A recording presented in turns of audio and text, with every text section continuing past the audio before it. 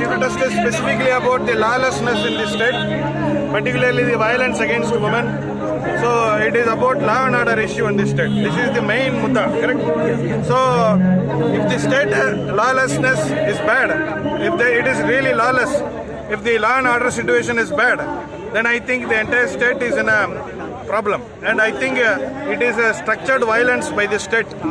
So it will surely affect the economy, it will surely affect the investment, it will surely affect the growth of this particular state, which the Congress leaders, PCC President and the MLAs have come here together along with the complete Congress party, and continuously we are going to highlight this issue across the districts. So this is our first protest against this particular government, specifically about the lawlessness, the violence involved in politics, which is completely dangerous for the future. 65% of the population in this country are below 40 years, and instead of focusing on employment and other constructive aspects, this particular government is just unleashing violence so that they can divert the people of Tripura and put them under fear. You said it's organized. What has been the role of the police? And in recent, we have seen communal violence also erupting in the state. Police is silent.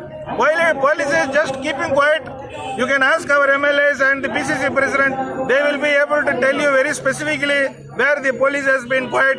Instead of the police acting for the people, police is completely with the government, like what it was during the Britishers' time.